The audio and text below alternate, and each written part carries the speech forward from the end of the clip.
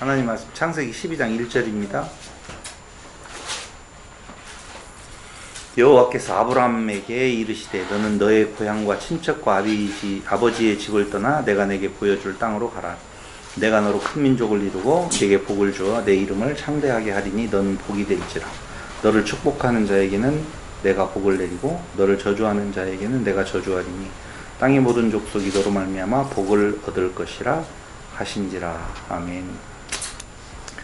창세기를 지난 시간으로 마무리를 지으려고 했는데 한 시간 더 했으면 좋겠다는 말인지 창세기를 계속 이어서 하면 좋겠다는 말인지 정확하지 않아서 그냥 제 혼자 생각으로 한 시간만 더 끝까지 안 가고 오늘 한 시간으로 창세기를 마무리를 좀 해볼까 합니다. 그러면서 순서로 나가서 지난 시간 이어서 가는 것이 의미가 있을까?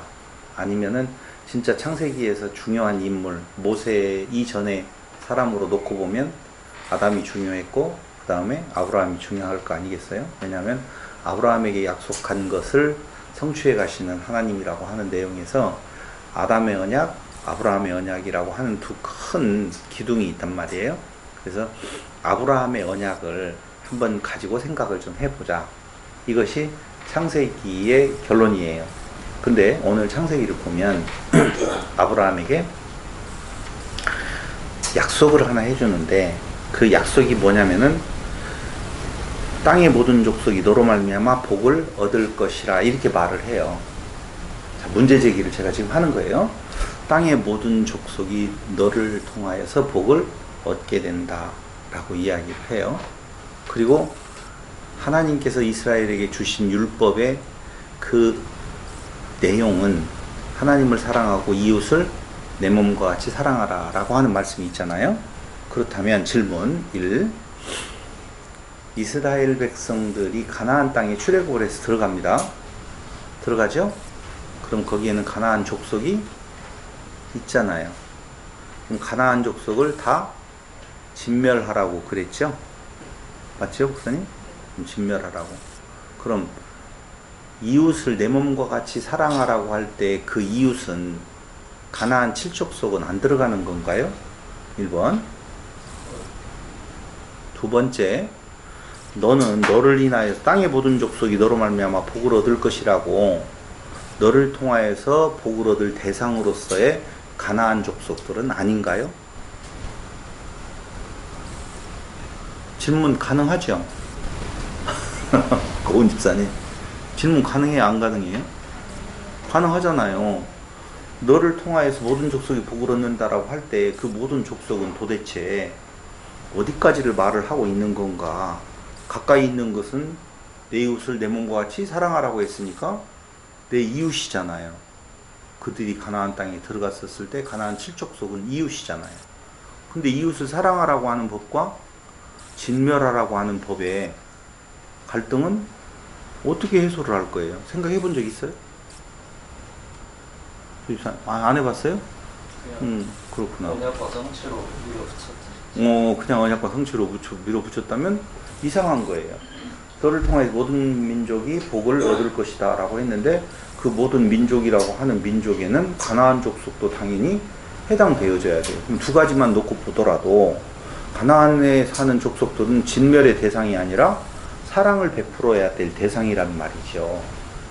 그런데 어떻게 이렇게 다른 갈등 구조가 생기는 하나님의 명령으로 약속을 하신다는 말인 건가?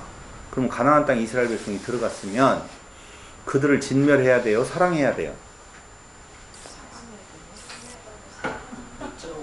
이게 어렵죠? 어려울 수 있을 것 같아요. 그런데도 다 안 어렵게 그냥 들었어요. 왜냐하면 성경의 전체적인 의미가 무엇인지를 정확하게 알지 못할 때 나타난 현상이에요. 자, 한번 물어볼게요. 하나님은 이스라엘이 가나안 땅에 들어가서 가나안 7족속을 다 멸하라고 진멸하라고 했어요? 진멸하면 안 된다고 했어요? 네? 멸하라고 했어요? 진짜요?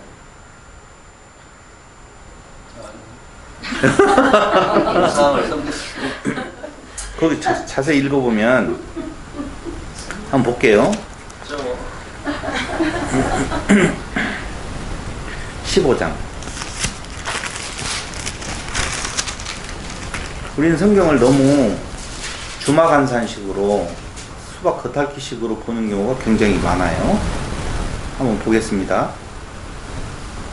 다 봤죠? 어디를 봐야 돼요? 뒤에 보면 아니요. 보라고 해놓고 아니요, 그거 아니고 아니에요, 그거 아니고 12장을 봐야 되네. 죄송해요. 어디냐. 일단 조금 이따가 할게요. 그럼 그 이야기는 예? 아니 진멸하라고 하는 내용이 내가 갑자기 여기에 나오는 것이 여호수아에 나오는데 창세기에서 바라보려고 하니까 여호수아는 이따가 보는 걸로 하고, 그럼 그것도 거기에서 어떤 내용인지를 정확하게 말씀을 드리도록 아주 그냥 찾아볼까요? 여호수아? 여호수아서를 찾아보죠. 여호수아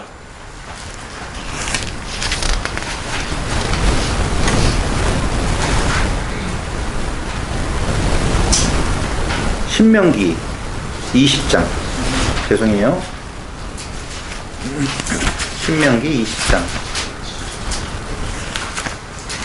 10절. 자, 찾으신 줄 알고 공독해. 네가 어떤 성읍으로 나아가서 치려할 때에는 그 성읍에 먼저 화평을 선언하라 그랬죠. 진멸하라고 안 했어요. 화평을 선언하라. 그 성읍이 만일 화평하기로 화답하고 너를 향하여 성문을 열거든 그 모든 주민들에게 내게 조공을 바치고 너를 섬기게 할 것이요. 누가 이런 모습을 보여줬어요? 라합이죠. 라합이. 그러니까 라합이 그렇게 대접을 받는 것은 이 말대로 한 거예요. 그럼 다시 한번요. 만일 너와 화평하기를 거부하고 너를 대적하여 싸우려 하거든 너는 그 성읍을 애워쌀 것이며 내 하나님 여호와께서 그 성읍을 내 손에 넘기시거든 너는 칼날로 그 안의 남자를 다 쳐 죽이고 너는 오직 여자들과 유아들과 가축들과 성읍 가운데에 있는 모든 것을 너를 위하여 탈취물로 삼을 것이며 너는 네 하나님 여호와께서 내게 주신 적군에게서 빼앗은 것을 먹을지니라. 내가 내게서 멀리 떠난 성읍들 곧 이 민족들에게 속하지 아니한 성읍들에게는 이같이 행하려니와. 여기 잘 보셔야 될 거예요. 보세요. 저를 다시 한번 봐봐요. 화평을 말하고 받아들이면 종으로 삼기는 하되 죽이라는 말 없어요. 받아들이지 않는 자들은 전부 다 진멸하라고 했어요. 그런데 섞어져 가지고 이어져 가지고 헷갈리는 경우가 있는데 어떤 경우에는 이렇게 하라고 나오냐면 너는 오직 여자들과, 그러니까 13절과 14절을 분리해야 돼요. 다시 한번 볼게요. 13절 내 하나님 여호와께서 그 성을 내 손에 넘기시거든 너는 칼날로 그 안의 남자를 다 쳐 죽이고, 그 다음에 14절 너는 오직 여자들과 유아들과 가축들과 성읍 가운데 있는 모든 것을 너를 위하여 탈취물로 삼을 것이며 너는 내 하나님 여호와께서 내게 주신 적군에게서 빼앗은 것을 먹을지니라. 네가 내게서 멀리 떠난 성읍들 곧 이 민족들에게 속하지 아니한 성읍들에게는 이같이 행하려니와. 이해됐죠? 오직 내 하나님 여호와께서 내게 기업으로 주시는 이 민족들의 성읍에서는 호흡 있는 자를 하나도 살리지 말지니. 7족속 이름들이 쫙 나온단 말이에요. 그러니까 분명히 구분을 해서 보면 화평을 선포하고 받아들이면 종으로 삼고 살려주라는 거고, 두 번째로는 멀리 떠나 있는 자들이 있어요. 누가 있었어요? 그들이 가까이 살았는데도 불구하고 낡은 옷, 낡은 것들을 멀리서 왔다라고 하면서 화평을 요청하는 속이는 족속이 있었죠. 그 족속들은 무엇 때문에 살려줬느냐? 여기에요. 멀리 있는 자들은 이렇게 하라고 했어요. 어떻게? 살려주어서. 이거 다시 해볼까요? 이거 왜 이러지? 오늘? 왜 창세기로 가버렸냐? 여호수아를 가다가, 아니 신명기를 가다가. 신명기 20장 다시 15절 네가 내게서 멀리 떠난 성읍들 곧 이 민족들에 속하지 아니한 성읍들에게 이같이 행하려니 와 이같이 행하려니 와 그건 뭐예요?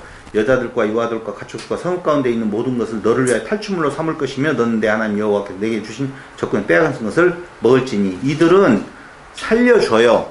그런데 빼앗는 것이지요. 그러는 것처럼 그대로 행동을 했어. 그리고 한 나머지 부류가 뭐냐면 그 성읍 7 족속들이 화평을 받아들이지 아니하고 덤비면 어떻게 하라는 거예요? 하나도 남김없이 진멸하라는 말이거든요. 그러니까 명령의 3가지의 구분이 분명히 있는데 우리는 들어가서 머릿속에 있는 개념은 다 진멸하라, 헤렘이다, 성전이다 이렇게 생각을 하고 있다고요. 그런데 문제는 그걸 말하려고 하는 건 아니에요. 무슨 말을 하려고 하냐면 하나님은 사랑의 하나님 내 이웃을 내 몸과 같이 사랑하라. 그리고 너를 모든 민족의 복의 근원이 되어서 너를 통하여 모든 민족이 복을 받을 거라고 이야기를 할 때에 도대체 그 말들이 서로 맞느냐 아니면 갈등을 유발하느냐라고 하는 거예요. 자, 그래서 진도 나가겠어요? 하나님은 창조하시는 하나님이세요. 에덴을 창조하시고 그리고 그 에덴에 아담을 두는데 그들의 죄악이 관영해요.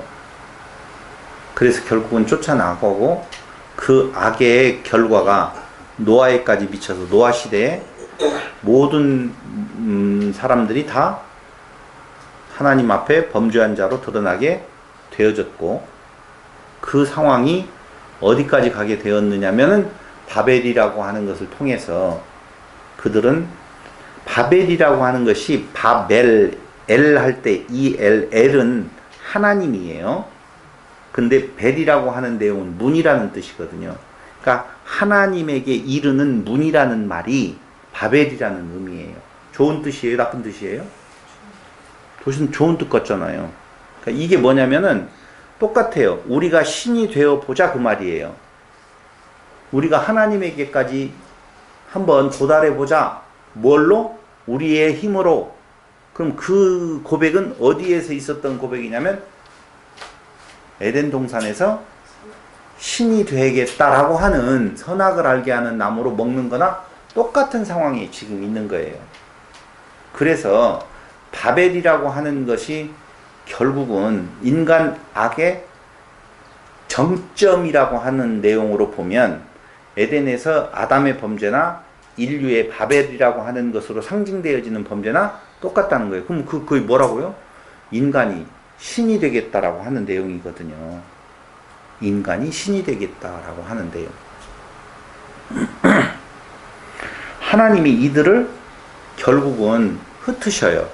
바벨에서 사람들은 온 땅에 흩어져 살게 되어진단 말이에요. 그때 흩어져 사는 민족 중에서 잘 알다시피 어떤 인물이 하나 등장을 하게 되어지는데 노아의 아들 중에서 셈의 자손으로서의 아브라함이 탄생을 하게 되는 거예요. 데라의 자손으로 후손으로 아브라함이 탄생을 하게 되어져요. 이게 이제 이스라엘이라고 하는 민족이 역사상으로 등장하게 되어지는 하나의 계기가 되어지는 거예요. 아브라함.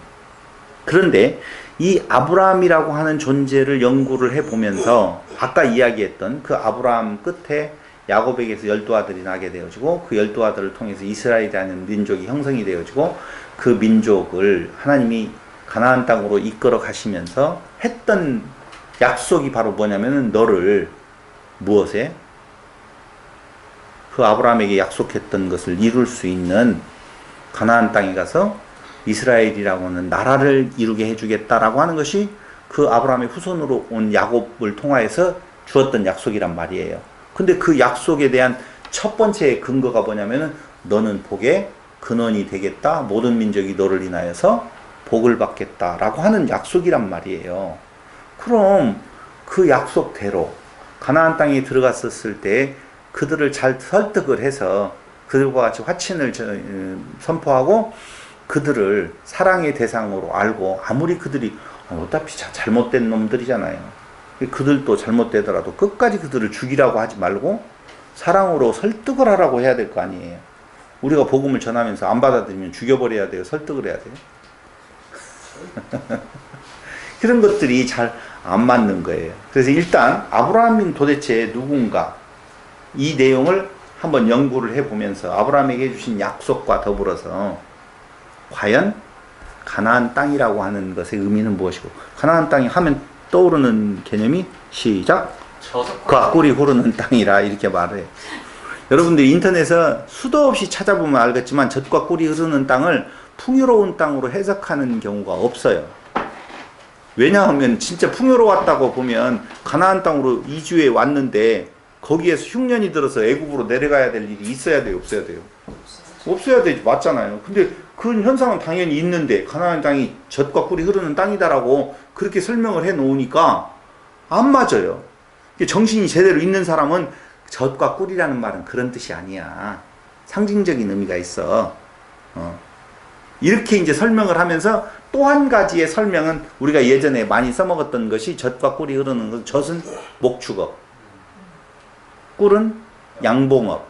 두 가지만 잘 되고 나머지는 안 되는 땅, 뭐 이렇게 이야기를 하면서 거기는 목축과 농업이라고 하는 것이 잘 될 수 있는 땅. 뭐가 잘 될 수 있는 땅이에요? 그 아니거든요. 근데 젖과 꿀이 흐르는 땅이라고 하는 말도 이상하고, 그 다음에 아브라함에게 약속했던 너를 인하여서 모든 민족이 복을 얻겠다라고 하는, 복의 근원이 된다라고 하는 약속과 더불어서 그 민족을 사랑으로 감싸야 될 이웃으로 보지 아니하고 진멸의 대상으로 보는 것도 다 이상하다 보여요. 다 이상하지 않았어요? 이상했다고 좀 이야기해 주세요. 이상했죠. 맞았어요. 그래서 일단 아브라함을 한번 보자는 거예요. 자, 보세요. 아브라함이 갈대아 지역의 우르라는 도시에 노아의 아들 중에 셈이 있고, 그 셈의 후손 중에서 데라라고 하는 존재가 나타나게 되어지고, 그 데라의 아들 중에서 한 명으로 아브라함이 아니라 아브람으로 태어나요. 어디에서 태어났다고요? 갈대아 우르에서 태어나요.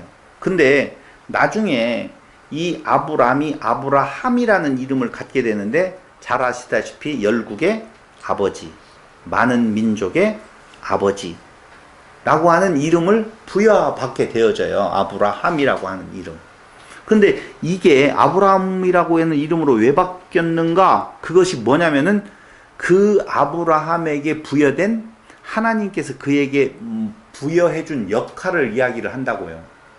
그 아브라함이라고 하는 것은 열국의 아버지, 많은 민족의 아버지잖아요. 그러니까 너는 복의 근원이 되고 복받은 민족들의 근원자 되는 아버지가 된다라고 하는 거예요. 그럼 그 열국이라고 하는 것 중에 매번 지금도 계속 이야기를 하고 있지만, 가나안 7족속은 열국에 들어간다 안 들어간다? 들어가야지, 맞잖아요. 일단 거기까지 생각을 하고, 들어가야 되는데 왜 그랬지? 일단 이렇게 생각을 하자는 거예요. 그런데 데라는 왜 그때 당시에 메소포타미아 지역의 그 지역은 장난 아니게 발달한 지역이었어요. 인류 문명의 발상지라고 이야기할 정도로 수메르 문화가 거기에서 발전이 되었다라고 하는 거거든요.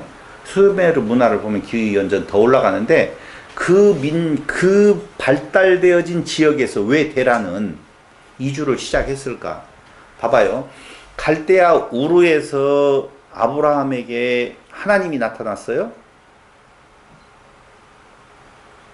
갈대아 우르에서 있었을 때 하나님이 아브라함에게 나타나서 너의 본토 친척 아비집을 떠나라 그랬어요? 아는 대로 그냥 대답을 하면 돼요. 뭐 정답일까 아닐까를 말할 내용이 없어요. 그냥 알고 있는 그대로를 이야기해야만이 그 다음에 무슨 이야기가 될 거 아니에요. 목사님은 이야기하지 마요. 뭐라고요? 갈대아 우르에서 아브라함에게 나타나신 하나님이 너의 본토 친척 아비집을 떠나라고 아브라함에게 명령했어요? 그건 아니지요. 이렇게 몇 번 물어볼 때는 아니다라고 하는 답을 요청하고 이야기를 한 거예요. 아니에요. 갈대아 우르에서는 아브라함에게 안 나타났어요. 그냥 데라가 어떤 이유로 인하여서 이주를 해요. 진짜냐고요? 진짜예요. 12장 봐봐요. 12장. 12장에 보면 이렇게 나와요. 여호와께서 아브라함에게 이르시되 너는 너의 고향과 친척과 아버지의 집을 떠나 내가 내게 보여줄 땅으로 가라. 내가 너로 큰 민족을 이루고 라고 나오잖아요. 근데 여기가 우르예요? 아니에요. 지금 하나님께서 아브라함에게 나타난 곳은 우르가 아니라고요. 여기 12장 1절은. 그 앞에 11장을 보세요. 11장 27절. 데라의 족보는 이러하니라. 데라는 아브람과 나홀과 하란을 낳고 하란은 롯을 낳았으며 하란은 그 아비 데라보다 먼저 고향 갈대아에 있는 우르에서 죽었더라. 아브람과 나홀이 장가들었으니 아브람의 아내의 이름은 사레. 이 사레는 배다른 이복 누이예요. 알겠죠? 네, 같은 배가 아니에요. 사레며 나홀의 아내의 이름은 밀가니. 하란의 딸이요. 하란은 밀가의 아버지며 또 이스가의 아버지더라. 사레는 임신하지 못함으로 자식이 없었더라. 데라가 그 아들 아브람과 하란의 아들인 그의 손자 롯과 그의 며느리 아브람의 아내 사레를 데리고 갈대아인의 우르를 떠나 가나안 땅으로 가고자 하더니 하란에 이르러 거기 거류하였으며 데라는 나이 205세가 되어 하란에서 죽었더라. 그러니까 아브라함에게 하나님께서 나타나서 너의 본토 친척 아비 집을 떠나 내가 지시할 땅으로 가라고 할 때 그 장소는 우르가 아니라 하란이었어요. 하란이었어요. 그런데 왜 갈대아 우르를 데라는 떠나게 되었나 라고 하는 거 생각해 본 적 있으십니까? 사업 폭망을 해가지고 그 자리를 떠나야 된다. 두 가지의 설이 있는데요. 기원전 몇 년으로 그 시기를 잡느냐에 따라서 다르지만 개연성 있게 어디에 설명이 없어요. 근데 역사의 그 개연성으로 보아서는 BC 1900년 정도 되어질 거라고 보고 있어요. 왜 그렇게 보느냐라고 하면은요. 데라는 가나안을 목적지로 우르를 떠나는데 그게 11장 31절로 32절이에요. 우리는 알 수가 없지만 그 역사적인 사건을 통해서 한번 생각을 해본다라고 보면 1000km 떨어진 하란에 도착해서 정착을 하게 되어집니다. 이 하란은 이라크 북부, 그 다음에 우리가 잘 알고 있는 거기 터키라고 하는 부분의 남부 접경 지역이에요. 잘 알죠? 자, 이쪽에 가나안 땅이 있어요.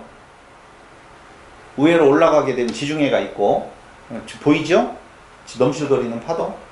지중해가 있고 거기에 터키가 있어요. 소아시아 지방에 끝에. 그 다음에 이쪽에는 뭐가 있어요?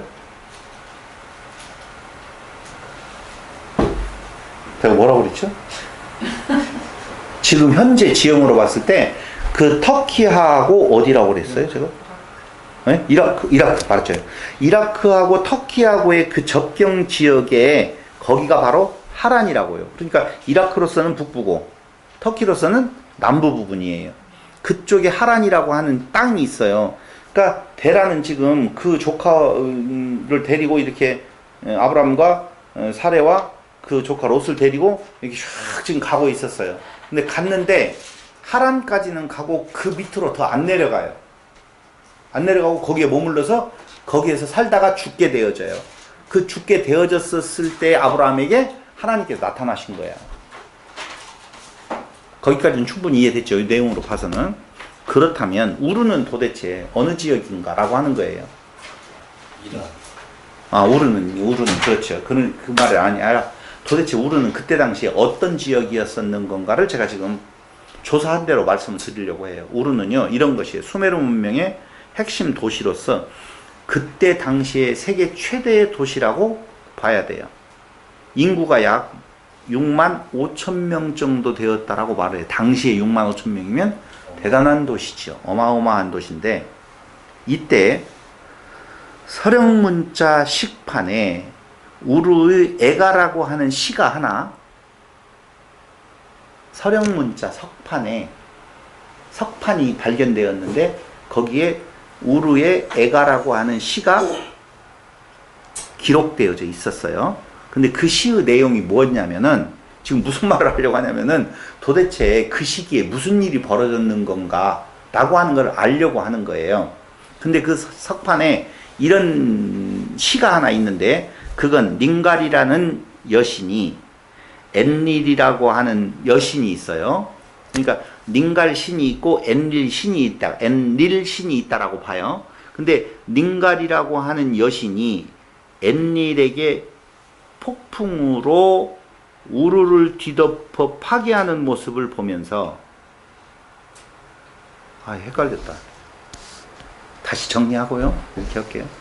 닌갈이라는 여신이 엔릴에게 지금 어떤 요청을 하는 거예요. 근데 그 엔릴은 바람의 신이거든요.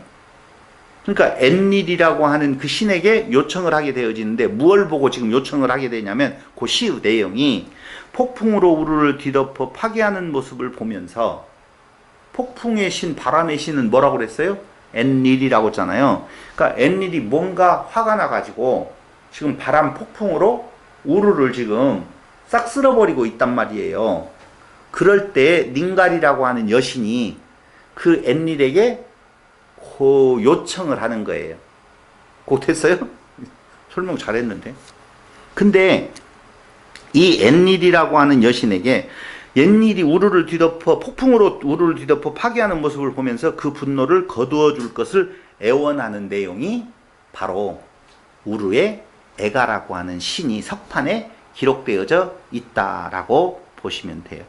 그런데 이 닌갈은 달의 신의 아내고 엔릴은 달의 신의 아버지예요. 근데 그 달의 신은 누구냐면은 난나예요. 난나 신은 들어봤을 거예요. 많이 나오는 내용이요. 다르신 난나. 다르신 난나의 아내. 그것이 누구예요? 닌갈. 그 다음에 다르신 난나의 다르신의 아버지가 엔릴이에요. 그러니까 누가 누구에게 했는지는 모르지만 엔릴이 어떤 성질 나가지고 바람으로 지금 우르 도시를 싹쓸이를 하고 있었을 때 그때 그러면 안 됩니다. 제발 그 분노를 거두어 주세요. 라고 요청하는 것이 누구라고요? 닌갈이라고 하는 여신이라 그 말입니다. 그런데 이 내용이 우르 제3왕국의 마지막 왕의 치세인 BC 1963년에서 1940년에 쓰인 것으로 추측을 하고 있어요. 그러니까 어느 때 정도 쓰였냐라고 보면은 약 1900년도를 그 내용으로 보았었을 때 한마디로 말을 하면 그때 우르에는 뭐가 있었다? 바람의 폭풍으로 인한 도시의 황폐화된 모습이 있었다는 거예요. 그러니까 여러분, 뭐요? 뭐라고 하려고 했잖아. 그 사람들이 있었어요, 정말? 응? 그 사람들이 신들이 있었어요? 내가 모르겠어요. 그러니까 사람들은 당시에는 어떤 자연의 현상을 신의 조화로 보고 그 신을 만들어 가지고 요 신이 성질나니까 그 신이 다른 신에게 제발이지 그 분노를 거두어 달라고 지금 요청하는 내용이 있다는 것은 해석되어지지 아니하면 역사의 어떤 현장이 해석되어지지 않으면 못 견디는 거거든요. 그래서 이렇게 폭풍우가 불어와서 지금 황폐하게 되어진 것은 신의 진노를 인하여서 분노 때문에 그렇다. 근데 그 분노를 잠재워 달라고 하는 그 시가 우르의 에가라고 하는 이름으로 석판에 기록되어져 있다. 지금 그 말이에요. 그러면 그러한 폭풍으로 인하여서 그때 당시에 우르가 어떻게 모래폭풍으로 도시가 죽음으로 변했던 것이 아마 이주의 계기가 된 것이 아닌가 이렇게 추측해 볼 수는 있어요. 추측이지. 뭔 말인지 알죠? 네.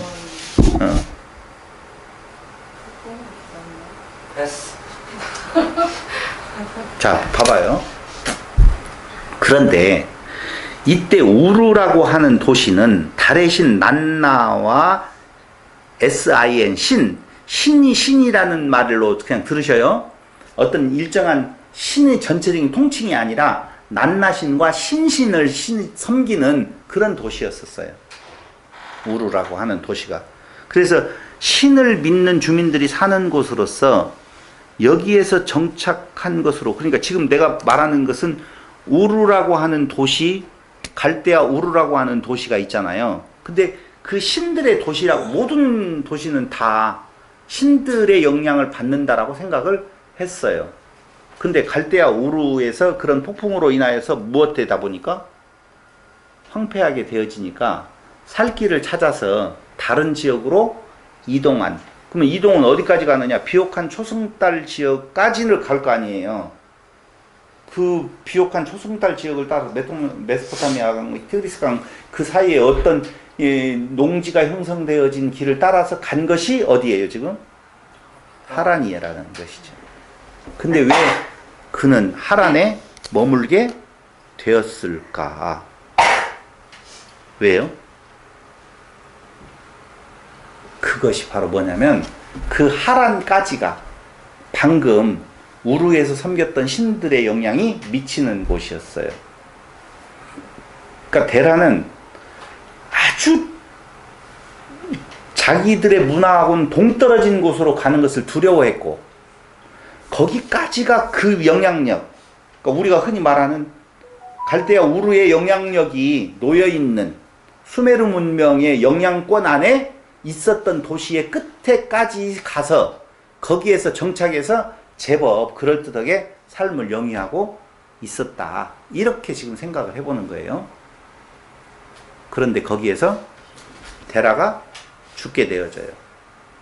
죽게 되어지고 아브라함은 당연히 더 이상 가고 싶은 마음이 없지요. 이제 그 폭풍을 피해서 먹고 사는 문제를 해결할 수 있는 하란에까지 도착을 했는데 다시 어디를 향하여서 갈 이유가 하나도 없이 거기에서 정착하고 살려고 할 때에 그때 하나님께서 아브라함에게 나타나서 12장 1절 지금 이 이야기를 해주고 있는 거라고요. 너는 떠나라. 어디에서? 하란에서 떠나라. 근데 그 하란에서 떠나라는 말을 이렇게 말을 해요. 고향과 친척과 아버지의 집을 떠나. 자 보세요. 그 고향과 친척과 아버지의 집을 떠나라고 하는 의미가 바로 무슨 의미냐면요. 첫째는 하란에 온 아브라함은 다시 우르로 갈 확률이 있죠. 그러니까 고향과 친척과 아비의 집이라고 하는 그 말은 하란까지의 그 우르의 영향력이 있는 그 지역을 떠나라라고 하는 의미지, 아브라함이 우르에 있었는데 거기를 떠나라는 말은 아니다 라고 1차 정리는 좀 해놓자 그 말입니다. 그런데 어디로 가라고 그러냐면 하나님이 보여줄 땅, 가나안이라고 특정하지는 않았지만 그 이후의 상황을 보니까 그게 가나안 땅이에요.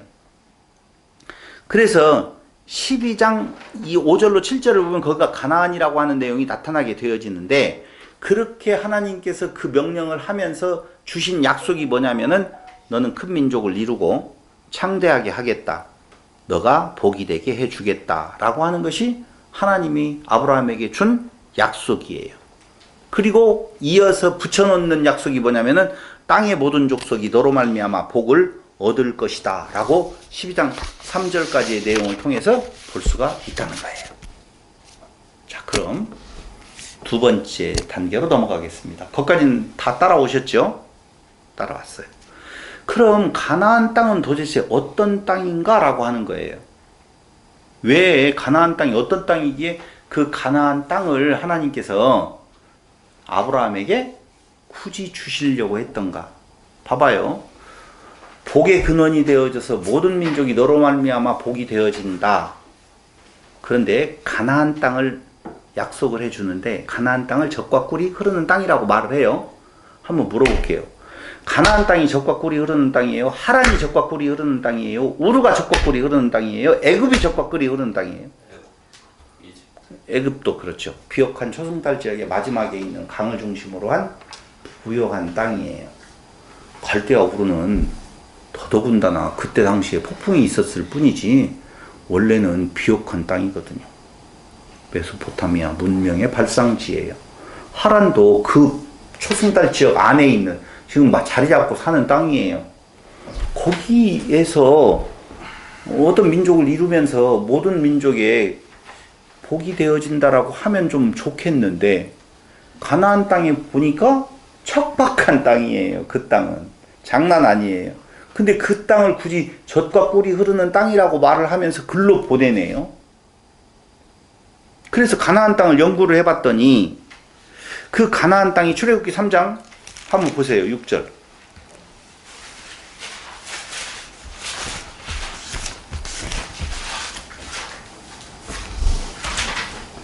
또 이르시되 나는 내 조상의 하나님이니 아브라함의 하나님, 이삭의 하나님, 야곱의 하나님이니라. 모세가 하나님 배웠기를 두려워하여 얼굴을 가리매 여호와께서 이르시되 내가 애굽에 있는 내 백성의 고통을 분명히 보고 그들이 그들을 감독자로 말미암아 부르짖음을 듣고 근심을 알고 내가 내려가서 그들을 애굽인의 손에서 건져내고 그들을 그 땅에서 인도하여 나옵니다.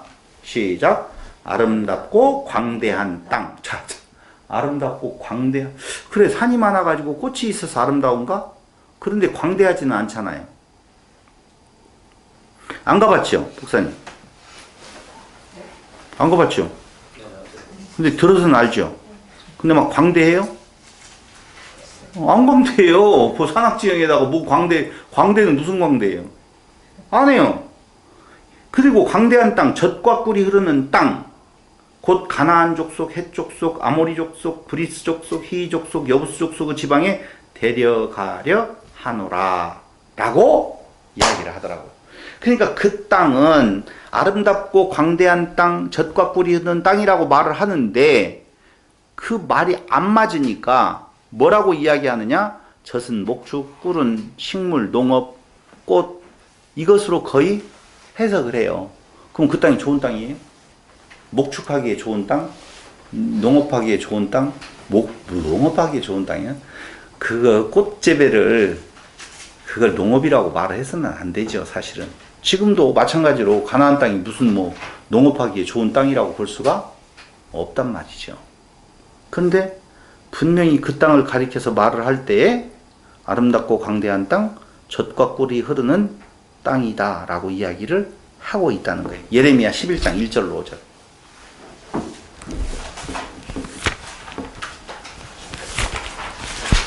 예레미야 11장 1절로 5절.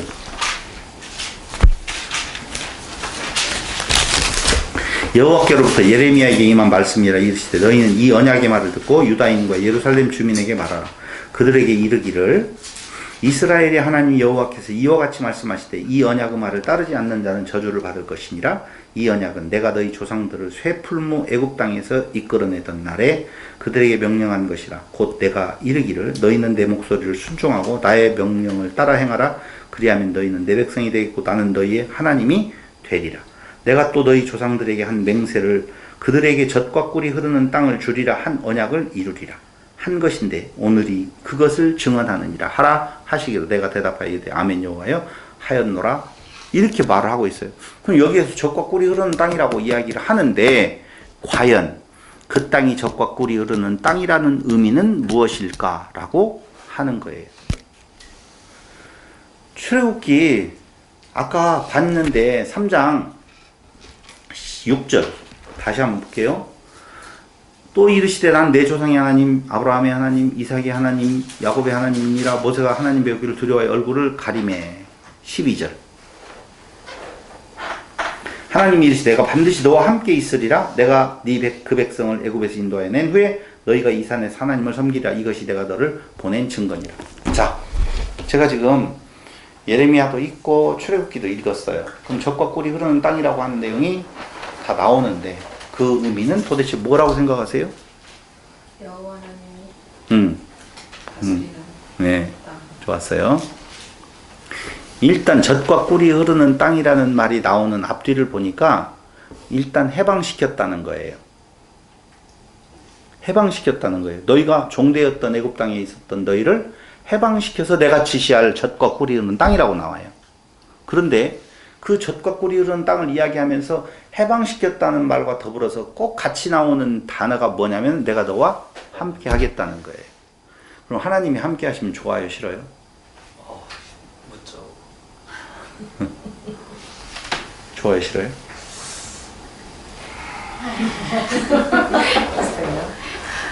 맨날 같이 계시면 그러면 다시 이렇게 이야기할게요. 산타라고 잠잘 때 하정이 아빠가 계속 같이 있으면 좋아요, 싫어요? 오 마이 갓. 한 번씩 같이 없을 때도 좋더라고요. 그렇죠. 다시 장모님 부부에게 물어봐야지 이게 제대로 되겠는데. 안 물어볼게요.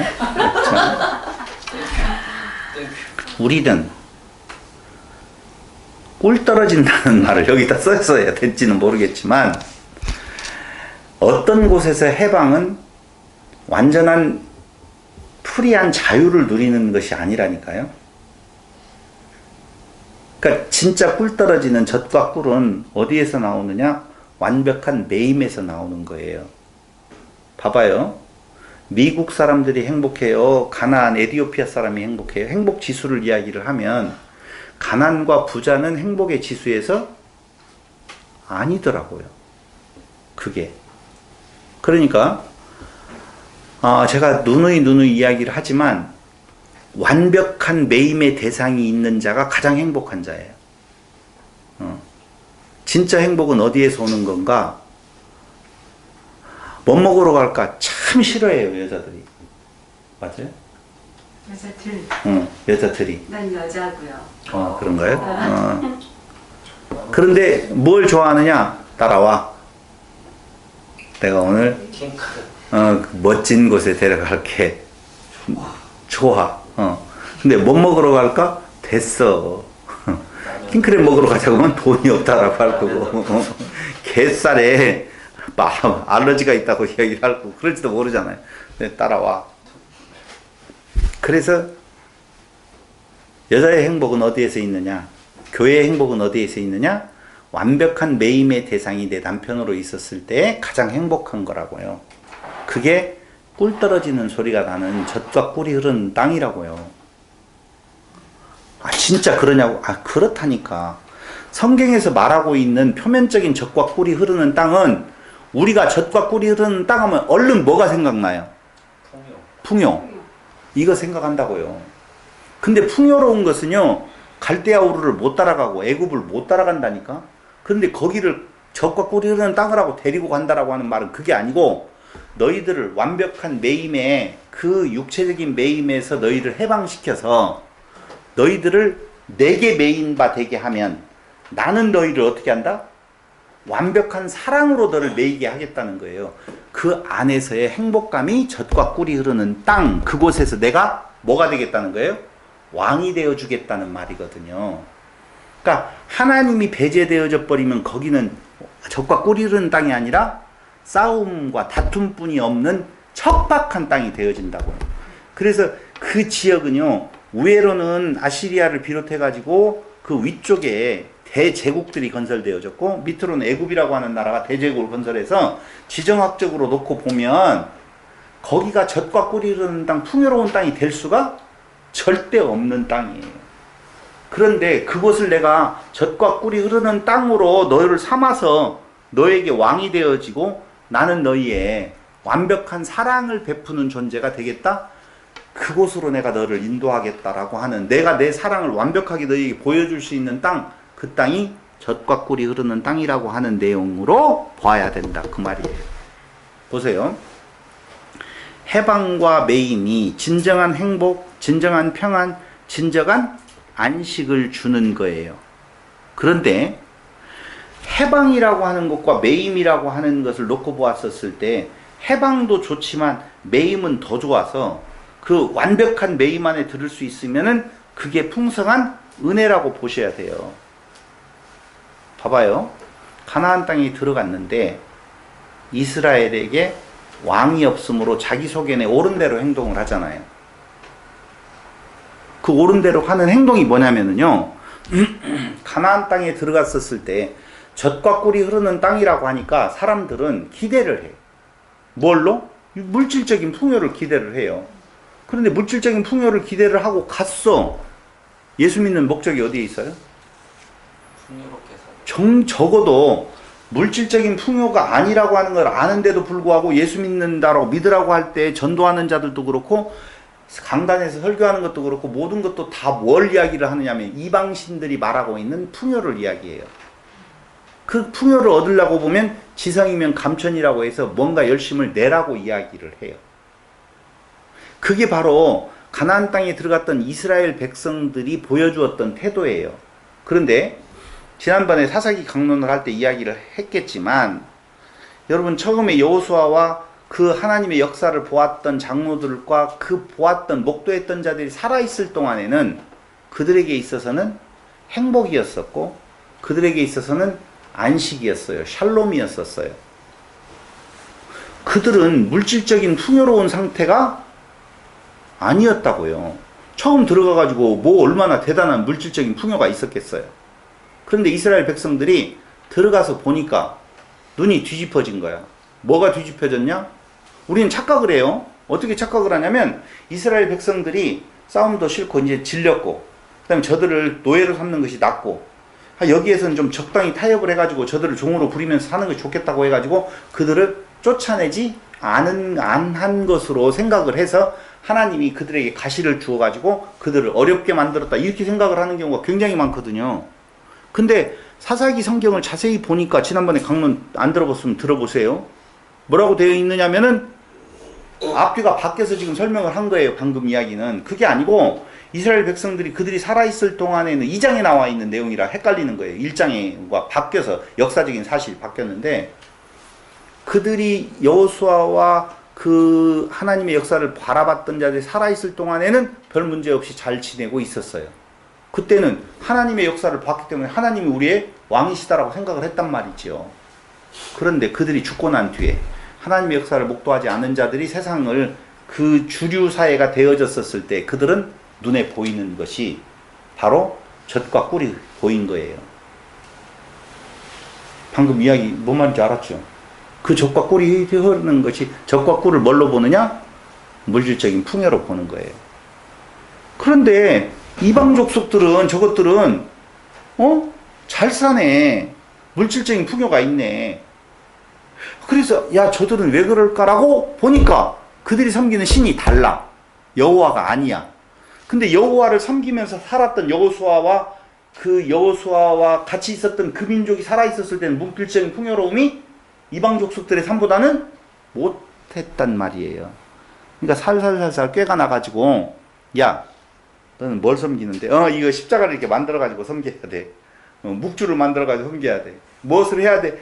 이렇게 해서 우리는 그 신이 우리를 풍요롭게 만들어줬어 라고 하는 말에 유혹되어서 그들은 이방신들을 섬기게 되는 그런 일들이 있었다는 거예요. 그때 하나님은 그들로 못 쫓아다니게 만들어요. 아주. 그렇기 때문에 못 쫓아다니게 만들어서 그들을 가시로 두었다라고 하는 것이 사사기의 지금 내용이었었단 말이에요. 알겠어요? 그렇다면 봐봐요. 해방 그리고 완벽한 매임. 근데 완벽한 매임이 해방은 받았어요. 애굽에서. 해방은 받았는데 매임은 안 되고 있었다니까. 그럼 매이게 하는 방법이 뭐예요? 응? 사랑을 보여주는 거? 괴롭히는 거. 가시를 주는 거예요. 그래서 그렇게 나와요. 사사기에. 그들을 가시로 주어서 괴롭혔다라고 하는 거예요. 그럼 그 괴롭힘을 통해서 그들은 그 아픔을 호소하잖아요. 잘못했어요. 우리가 다른 길을 갔어요. 라고 할 때 사사를 보내주어서 하나님의 역사로 그들을 또 해방시켜요. 그게 뭐예요? 그 사사를 통하여서 그 매임바 되어진 것이 뭐라고 볼 수 있느냐? 풍성한 은혜. 창조주에게 완전히 매이게 되어지는 거라니까. 우리는요, 머리가 영리해가지고 누구한테 매이는 걸 참 싫어한다?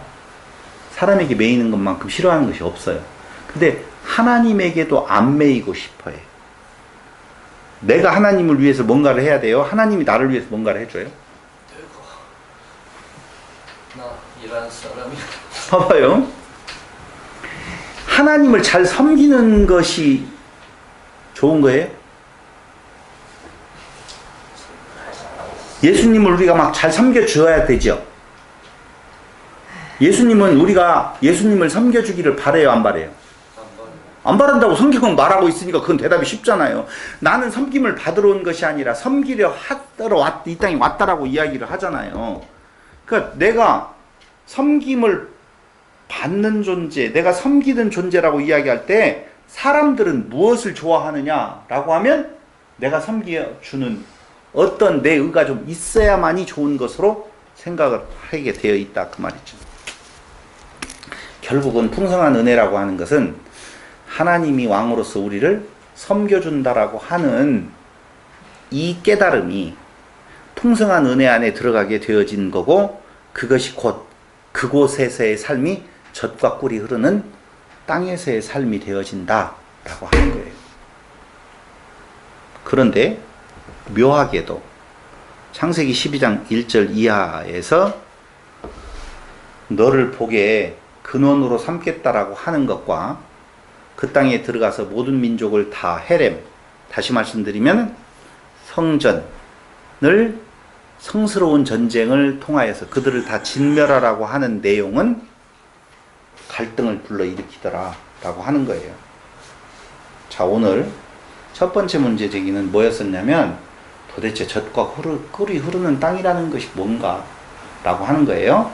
젖과 꿀이 흐르는 땅은 하나님에게 완전히 메인바 되어진 상태로 살아가는 것, 그것이 꿀 떨어지는 삶, 은혜 안에 사는 삶, 젖과 꿀이 흐르는 땅에서의 삶이라고 보아야 된다. 그럼 하나님이 왕이 되어서 우리를 다스려 주시면 그 섬김을 내가 받겠습니다. 이게 꿀과 젖과 꿀 속에서 사는 거예요. 그런데 이스라엘 백성들은 그걸 싫어했다고요. 왜 싫어하느냐면요, 옆에 보여. 물질적으로 먹고 마시고 입는 것에 더 풍요로운 자들이 보이거든요. 그들이 보이지 아니하면 족한 줄 알고 살아가면서 어떻게 그 사랑 안에, 보세요, 하나님은 우리를 섬기시는 하나님, 맞죠? 일단 맞아요. 일단 맞아요. 예수님은 우리를 섬기시는 분, 맞아요? 그건 또 섬기러 왔다고 하니까 그건 뭐 확실하게 대답을 할 수가 있어. 그럼 신됨의 기쁨이라고 이야기를 할 때에 사람들은 그걸 대단히 어려워하고 그걸 이단시해요. 신됨의 기쁨에 있어요, 없어요? 신이 되었네요. 무서워. 네? 무서워. 뭐라고 써요, 병마? 무서워. 무섭다. 무서워, 무서워. 어떻게 그거 알아들어요? 하정이 말투를 따라가. 근데 지난번에 말씀이 끝나고 난 뒤에 교회에서 뒤에서 이야기를 좀 나눈 부분이 있어요. 근데 하나님은 우리를 섬겨주시고 예수도 우리를 섬겨주시고 성도도 누군가를 섬겨야 되잖아요. 하나님은 신이시지요. 예수도 신이시지요. 인간도 신이시죠. 신이 됐죠. 근데 신이 되었다는 말을 뭘로 생각을 하냐면은 섬김을 받는 존재로 생각을 해요. 거의 사람들이. 근데 보세요. 이거 참 헷갈린 질문을 할 거예요, 지금.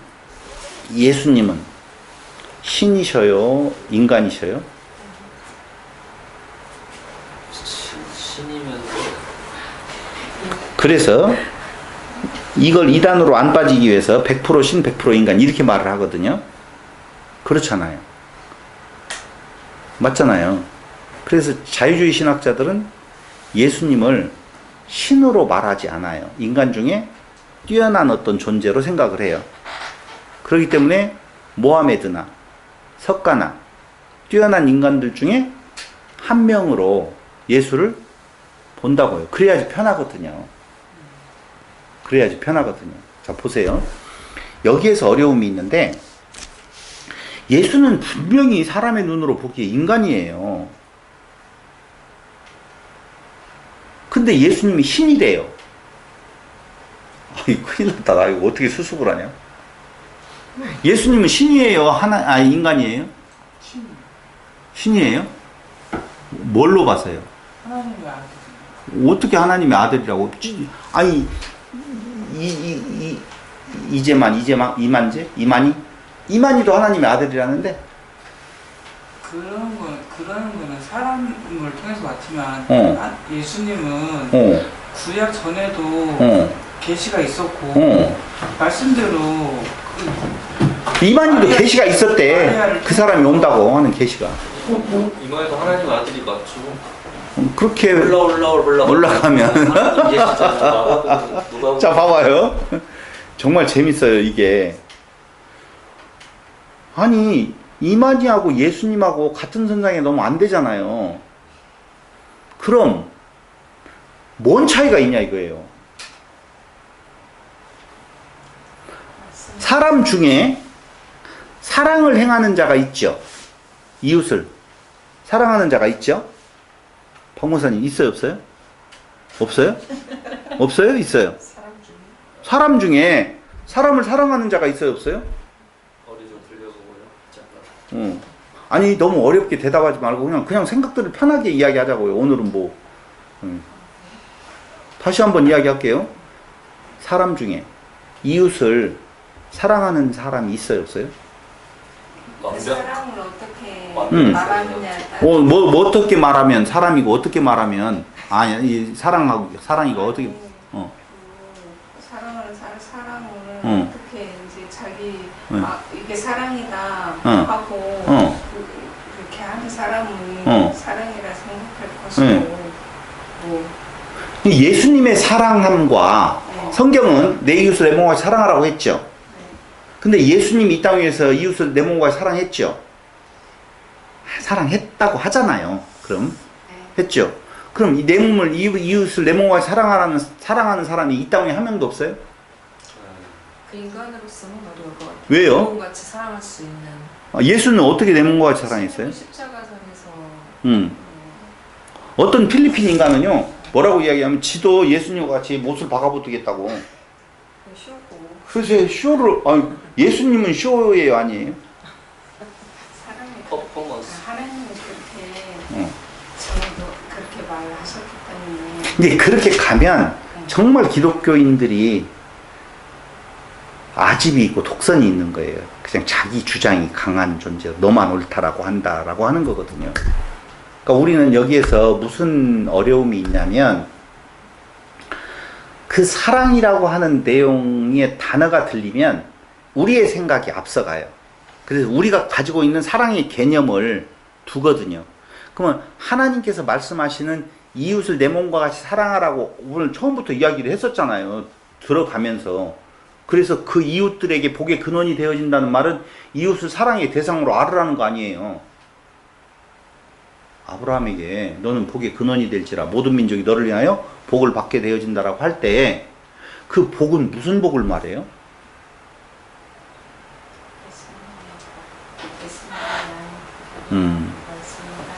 예. 그리고 율법에 보니까 이웃을 사랑하라고 이야기가 나온다고요. 그럼 도대체 그 이웃을 사랑한다라고 한 사랑이 도대체 뭐냐 이거죠. 답답해 죽겠네. 그냥 너 혼자 말을 해라. 이렇게 말을 하는 것 같아요. 저 혼자 지금부터 말할게요. 잘 들어보세요. 성경은 이렇게 말을 해요. 우리가 내 이웃을 내 몸과 같이 사랑하라고 이야기를 할 때에 예수님의 사랑, 하나님의 사랑과 인간의 사랑을 어떻게 구분해낼 수가 있느냐. 도대체 그 사랑은 뭐냐.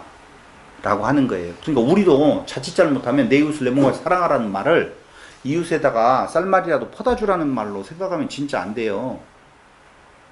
그런 말이 아니에요. 그럼 뭔 말이에요? 이웃을 내 몸과 같이 사랑하라는 말은? 영원한 생명. 그런 내용이에요. 그게 왜 지금 전도사님이 말한 내용이 합당한 이야기냐면 내 몸을 불사르는 곳에 내어줄지라도 사랑이 없으면 아무것도 아니라고 말을 해요. 그럼 우리가 사랑이라는 단어 앞에 자기 몸을 불사르게 내어주는 정도는 내 몸을, 이웃을 내 몸과 사랑하라는 것에 대표적으로 말할 수 있는 내용 아니겠어요? 옆에 죽게 생겨 있는데 내 몸을 불살라서 그를 살리고 내가 죽음으로 들어간다라고 하는 만큼 큰 사랑이 어디가 있어요? 근데 그 사랑에, 인간적인 사랑에 대한 가장 그 정점에 있는 것을 들어서 딱 전제해놓고 사랑이 없으면 아무것도 아니라고 말을 해버리거든. 그러면 그것이 사랑이 아니고 사랑이 따로 있구나라고 하는 거예요. 그 사랑이 뭐냐? 라고 하면 하나님이 우리를 사랑하셨대요. 언제 사랑을 받았어요? 하나님 사랑은?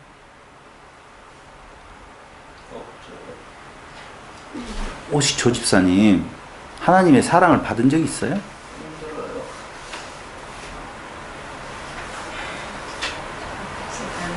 지금 받고 있잖아요. 고은 집사님 예수님으로 사랑을 받은 적이 있어요? 나쁜 사람 같아요? 잘 생각이 안 나요? 아니요. 그러면 예. 아직도 예수님을 신으로 인정하고 아직도 못하느냐? 예, 그럴 수 있어요. 자, 보세요. 그래서 성경이 말하고 있는 그 사랑이라고 하는 개념이 무엇이냐면, 하나님은 가시를 주어서 이스라엘을 괴롭혔어요. 그게 사랑이래요. 그럼 하나님 우리를 사랑하기보다는, 이스라엘 사랑하기보다는 괴롭혔잖아요. 얼마나 많이 이스라엘 죽였어요. 하나님의 이스라엘을 향한 행위들을 보시면 사랑으로 감싸주는 것이 아니라 죽을 죄를 졌어도 사랑으로 감싸서 그들을 살려줘야 되잖아요. 근데 그들을 못 쫓아내게 만들어서 대적들이 쳐들어오게 만들어가지고 그들이 많이 죽어나가게 되어지고, 이런 일들이 하나님의 행위에 있다니까요. 여기에서 사랑은 그게 아니에요. 내 이웃을 사랑하라고 복의 근원이 되겠다라고 하는 말은 이 땅 위에서의 자기 목숨을 주어서 행하는 그런 행위가 아니라 생명의 뒤바뀜이에요. 그러니까 너를 짐승으로 도와줘서 아무리 잘 먹이고 잘 케어를 해가지고 너를 개인데 돼지같이 살찌게 만들어가지고 그게 사랑이라고 볼 수가 없고, 진짜 영원한 생명을 주시는 것, 그 가치로운 것을 우리에게 주시는 것이 사랑이라고요. 그래서 내 몸을 불사령으로 내어준다라고 하는 인간적인 사랑이 진짜 사랑이 아닌 것은, 그걸로는 영원한 생명을 얻을 수가 없다는 거예요. 그럼 조 집사님의 입장에서는 지금 제일 관심 있는 것이 뭐예요? 주식. 아, 그럴 수도 있겠네요. 그건 나지. 그건 나예요? 저녁 메뉴. 나는 뭔가 여러분, 나이를 1살 먹어, 2살 먹어, 3살 먹어 이렇게 가잖아요. 가면 결국은 어디에 딱 정점에 오냐면은 죽음이라고 하는 문제 앞에 딱 봉착을 해요. 그런데 그 죽음의 문제를 해결할 수 있는 자가 아무도 없어요. 누구도. 그런데 또 이렇게 말하려고 그러죠. 그럼 예수님 어떻게 해결을 했는데요? 라고 물어보려고 그러죠.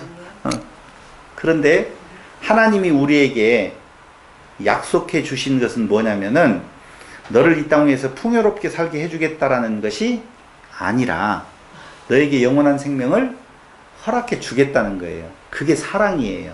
그게 섬김이에요.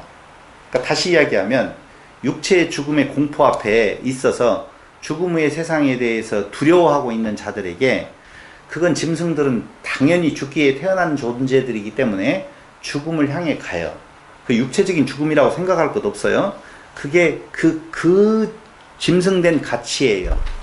그래서 까먹어 가는데, 죽음을 향해서 가는데, 그곳에서 살 수 있는 유일한 방법은, 그러니까 그걸 육체의 생명이 되돌린다고 생각하면 안 돼요. 그 육체의 생명은 어차피 죽음으로 향해서 가는 길인데, 거기에 너에게 새로운 생명의 소망이 있어. 그것은 다른 거 아니야? 바뀌어져야 돼. 생명이 바뀌어져야 돼. 무슨 생명으로 바뀌어져야 되냐면 신의 생명으로 바뀌어져야 된다고요. 신의 생명으로. 그러니까 신된 자만이 죽음의 공포에서 벗어나서 이기고 생명으로 나아갈 수 있는 유일한 첫발이 되어지는 거라고요. 그렇기 때문에 하나님이 약속한 내용은, 그 복이라고 하는 개념은 생명을 말을 하는 것이지, 다른 우리의 일상적인 행동에 있어서 행위를 말하는 내용이 아니라는 거예요. 너희가 목숨이 경각간에 이르러서 육체의 생명이 죽음에 이른다 할지라도, 너희가 혹여 못 먹고 못 살고 이 땅 위에서는 고난 속에 있다 할지라도, 너희의 지금 상황이 외부의 적들로 인하여서 피곤한 상태에 있다 할지라도, 그런 것들을 통해서 너희가 진정한 신의 생명으로 나아갈 수 있는 계기가 되어진다면 난 너희에게 그것들을 가시로 주겠다. 이것이 뭐라고요? 지독한 사랑이라니까, 하나님의. 그런데 그 지독한 사랑이라고 하는 내용이 아까 이야기했던 너를 복의 근원이 되겠다라고 하는 말이 바로 뭐냐면은, 하나님께서 그 이방 족속들이 추구해 가고 있는 것은 무엇을 먹을까 마실까, 이건 이방인들이 구하는 것이라 이렇게 말을 하잖아요. 그런 곳에서 너희의 그 생명을 바꾸어서, 그게 아니라, 그게 젖과 꿀이 흐르는 것이 아니라 여기에 생명이 있어 라고 그의 아들을 보내주기까지 하시는 그 사랑, 그것이 하나님의 사랑이라고요. 그 하나님의 사랑을 다른 말로 이야기하면 섬김이라는 거고, 그 아들이 이 땅 위에 오셔서 이 잔을 내게서 옮겨 주옵소서라고 이야기를 하다가 내 뜻대로 마옵시고 아버지의 원대로 해달라고 하는 것은 예수의 섬김의 사랑. 그건 무엇 때문에 그러는 건가? 내가 이렇게 십자가에 못 박혀 죽음으로 말미암아 나를 따른다라고 하는 사람들이 물질적으로 먹고 마시고 입을 것이 좀 풍성해졌으면 좋겠습니다라고 하는 개념이 아니라니까요. 그건 진정한 섬김이 아니라니까. 그건 누구나 할 수 있어요. 아니, 누구나는 못하지만 많은 사람들이 흉내낼 수도 있고 할 수도 있어요. 그걸 뭐라고 말하느냐? 너희 몸을 불사르는 곳에 내어준다라고 말을 한다고요. 근데 그게 진정한 사랑이 아니라, 진정한 사랑으로 섬기는 건 뭐냐면은, 너 생명의 주관자가 돼? 너 생명을 줄 수 있어? 사람들의 궁극적인 공포는, 사람들이 나이가 먹어가면서 지혜가 하나 생기는 것은 끝이 있구나 라고 하는 거거든요. 끝이 있어요. 그럴 때 도대체 왜 인간은 죽음을 향해서 가야 되는 건가? 라고 할 때 중간에 하나님의 섬김과 예수 그리스도의 섬김을 통해서 새롭게 생명이 바뀌어진 나가 있는데, 자 보세요. 바뀌어진 나의 생명이 나의 본질이에요. 맞죠? 본질인데 모습 보이는 것은 아직 껍데기가 싸고 있네. 지금 껍데기가 싸고 있다고. 그럼 우리는 신이에요, 인간이에요? 예? 어린 신. 헷갈리죠? 그냥 제가 쉽게 알아듣기 위해서, 이건 인간이에요. 보이는 껍데기가 인간인데요. 그럼 신이라고 하는 것은 어디에서 나타나요? 내가 신이라고 하는, 즉 하나님의 섬김, 예수님의 섬김, 신된 나의 섬김, 나를 신 만들어주시는 것은 바울이 분명히 이야기했어요. 나는 떠나 하나님의 곁에 가 있는 것이 좋은데, 주의 곁에 가 있는 것이 좋은데, 남아서 이 땅 위에서 너희에게 뭘 전할 수 있어서? 복음을 전할 수 있어서 좋다라고 말하잖아요. 그게 뭐예요? 바울의 섬김이라고요. 내가 죽어서, 육체가 죽어서 하나님 곁에 있는 것이 난 더 좋아, 그렇게 말해요. 근데 내가 안 죽었고 살아있어서 이 땅 위에 남는 의미가 있다면 무엇하라고 남겨놨느냐? 나를 섬기라고. 그럼 뭘로 섬겨요? 돈 벌어서? 아니라니까요. 생명 되시는 그리스도를 자랑하는 것이 그들을 섬기는 거예요. 왜? 그에게 가장 좋은 것으로 주는 것이니까. 그게 신된 기쁨이라고요. 그러니까 신된다라고 하는 말은, 예수님께서 신이냐 인간이냐라고 이야기할 때 그분이 그 생명으로 섬기는 바가 되어질 때 그는 뭐가 되는 거예요? 신이고, 우리가 신된 기쁨이라고 할 때에는 내가 신이야 다스리는 자의 입장에 있는 것이 아니라 섬기는 자의 모습이 내게서 도저히 안 나오는 인간이에요. 인간이 인간을 섬긴다라고 이야기할 때 그리스도를 배제하고 섬기는 것은 자기 잘난 맛이에요. 자기 잘난 맛 없이도 섬기던데요? 맞아요. 자기 잘난 맛 없이 진짜 희생하는 자가 있어요. 그래도 그게 온전한 섬김이 되지 않는 이유는 뭐예요? 네? 복음이 없다. 생명이 없다는 거, 못 준다는 거예요. 그게. 그러니까 아무리 좋은 것으로 주어도 돼지같이 살만 찔 뿐이지 그가 다른 생명으로 갈 수 있는 내용이 아니기 때문에 그 섬김은 섬김이라고 말할 수가 없다. 인간 세계에서의 착한 행실이라고는 볼 수 있어도 그걸 하나님이 말씀하시는 섬김에 대한 내용으로 말할 수가 없다는 거예요. 그럼 내가 신됨의 기쁨, 내가 신이 되었다라고 이야기할 때는 예수님께서 말씀하신 것처럼 난 섬김을 받으러 온 것이 아니라 섬기러 왔다. 뭘로? 생명으로. 그럼 이스라엘 백성들을 복의 근원되게 해주겠다. 아브라함으로 너는 복의 근원이 되겠다라고 하는 말은 그 생명, 이방 족속들에게 함몰되지 말고 먹고 마시고 입을 것에 풍요로운 자들에게 함몰되어서 하나님을 떠나 생명을 떠나서 육체의 즐거움으로 빠져들어가는 일들을 하지 말아라. 그런 것이 있다라고 보면, 즉 하나님을 받아들이지 아니하면 무엇하라는 거예요? 진멸하라는 거거든요. 그러니까 우리에게 있어서 진멸할 수 있는 내용은 뭐냐면은 하나님을 주인으로 왕으로 받아들여지지 아니하는 먹고 마시고 입을 것에 빠져있는 내 모습은 진멸의 대상이고 내 안에 영원한 생명을 향해서 가는 내용은 당연히 복의 근원으로서 그건 살려야 될 내용이고 그 복음을 이웃에게 전하는 자로서의 신된 기쁨으로 이 세상을 살아가는 거라고요. 그러니까 섬김이 없는 것은 도대체 신이라고 말할 수가 없다니까요. 신의 특성은 섬김을 받는 것이 아니라, 근데 사람들은 신, 왕 하면 벌써 뭐가 떠올라요? 섬김을 받는 것, 지배자라고 하는 내용이 떠오른다는 것이죠. 오늘 진멸하라. 전제가 20장 10절로 11절에서 안 받아들이는 자를 진멸하라 라고 하는 내용은 그냥 단순하게 모든 민족을 죽이라는 말이 아니라 하나님이 말씀하신 너는 복의 근원이 되어서 그 복을 선포하게 되어지면, 우리가 창세기에서 씨 가진 열매 맺는 나무, 예전에 공부 한번 했었잖아요. 씨 가진 열매 맺는 나무. 근데 나는 씨를 가지고 있어. 복음의 씨, 천국의 씨.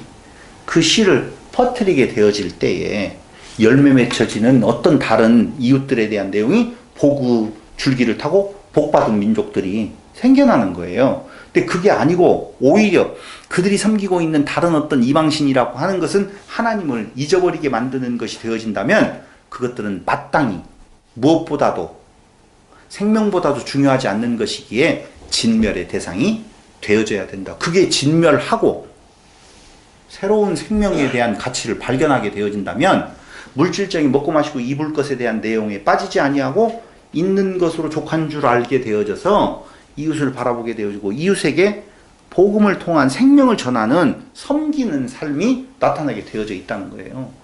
그래서 아까 젖과 꿀이 흐르는 땅이라고 하는 것이 하나님 안에서의 새 생명, 그리고 거기에서 새 생명을 나누어 줄 수 있는 진멸이라고 하는 것에 대한 의미를 놓고 본다면 그 말이 모순이 있는 것이 아니라 딱 들어맞는 것이다 라고 볼 수가 있다는 거예요.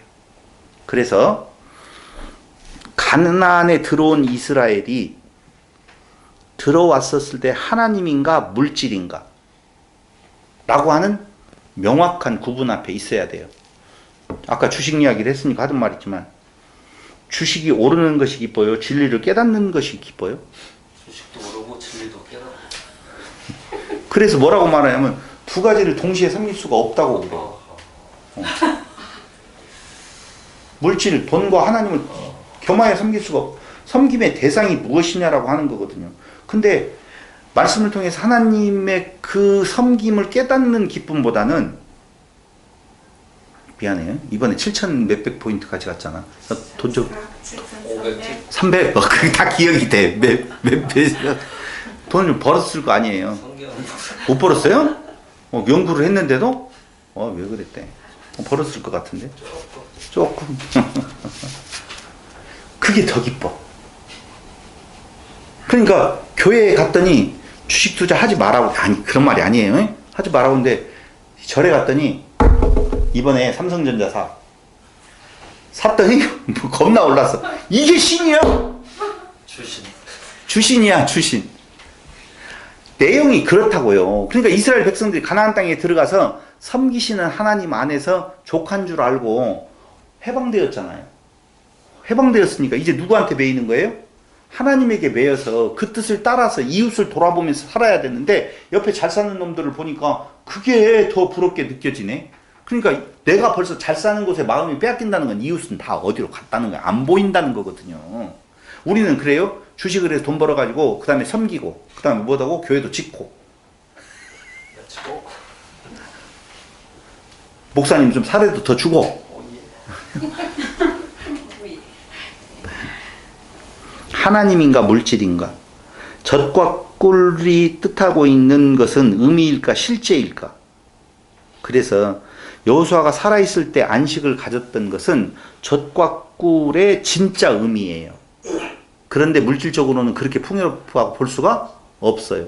그런데 그들이 사사기 2장 1절로 5절에서 여호수아가 죽고 나서 이방인을 섬겼다라고 하는 것은 젖과 꿀의 의미를 표면적인 젖과 꿀로 바라보아서 그것들을 향해 가는 마음을 빼앗긴 상태를 이야기를 한다 그 말입니다. 그때 하나님은 더 중요한 것을 위하여서 쫓아내지 못하게 해서 그들을 가시로 삼아가지고 하나님께로 눈을 돌릴 수 있도록 만드신다는 것. 이것이 사랑이라고 하는 내용은 쫓아내지 못하게 했다가 사사기 1장 19절, 21절, 27절, 28절, 29절, 30절, 31절, 32절, 33절 가시가 은혜가 되게 만들었다는 것이죠. 그래서 오늘 첫 시간 그냥 끝까지 가버렸으면 좋겠지만 좀 쉬었다가 네. 두 번째 시간으로 이어져 가도록 하겠습니다. 네, 잠깐 마치